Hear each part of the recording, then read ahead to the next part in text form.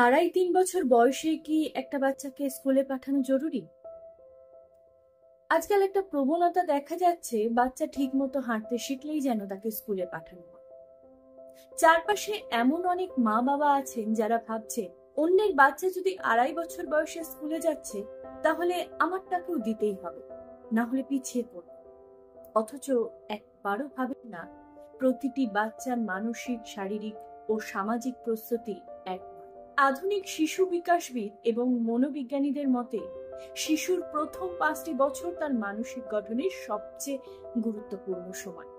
এই সময়টাতে সে শেখে কে তাকে ভালোবাসে, কার উপর সে ভরসা করতে পারে, কিভাবে কথা বলতে হয়, কিভাবে আবেগ সামলাতে হয়, কিভাবে খেলা করতে হয়। কেন বাইরের দেশগুলোতে 6 বছরের আগে স্কুল শুরু করা হয় না? সুইডেন, নরওয়ে বা ফিনল্যান্ডের মতো উন্নত দেশগুলোতেও 6 বছরের আগে কোনো একাডেমিক চাপ শিশুর উপর দেওয়া হয় না, কারণ তাদের শিক্ষা ব্যবস্থার মূল মন্ত্র শিশু আগে মানুষ হোক, তারপর ছাত্র। তারা বিশ্বাস করে শেখার আগ্রহ তখনই জন্মায় যখন শেখাটা মজার হয়, আনন্দদায়ক হয়। কেমব্রিজ এবং স্ট্যানফোর্ড বিশ্ববিদ্যালয়ের একাধিক গবেষণায় উঠে এসেছে, খুব ছোট বয়সে একাডেমিক চাপে পড়লে শিশুর মানসিক স্বাস্থ্য, আত্মবিশ্বাস এবং শেখার প্রতি আগ্রহ সবই ক্ষতিগ্রস্ত হয়। তাহলে বাচ্চাকে স্কুলে কখন দেবেন? সরাসরি উত্তর হলো, যখন আপনার বাচ্চা স্কুলের জন্য প্রস্তুত হবে তখন। এই প্রস্তুতি মানে কেবল পড়তে বা লিখতে পারা নয়।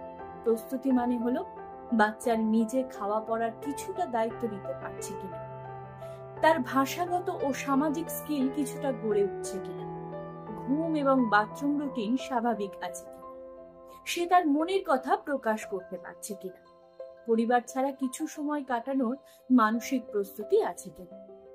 শুধু পড়াশোনা শেখানোই স্কুলের উদ্দেশ্য না।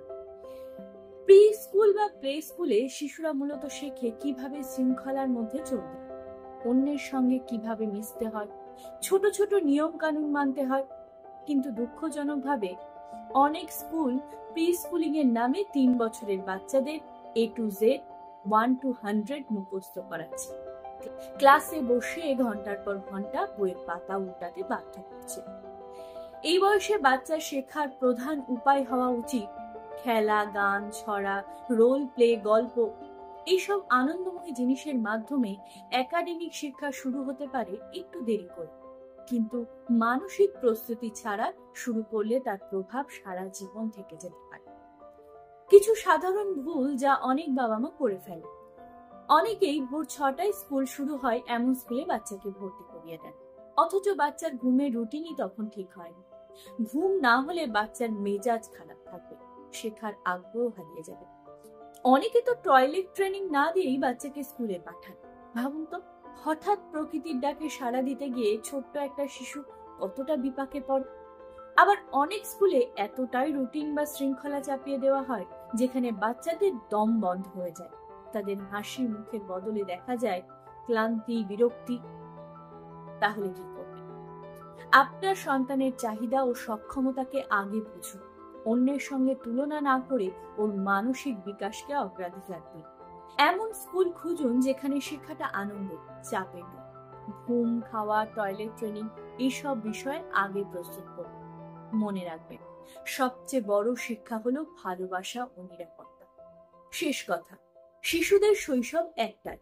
যদি আপনি তা একাডেমিক চাপ, কঠোর রুটিন আর তুলনার যন্ত্রণায় কেটে যেতে দেন, তাহলে সে বড় হয়ে আত্মবিশ্বাসী, সুখী মানুষ হয়ে ওঠার সুযোগ পাবে।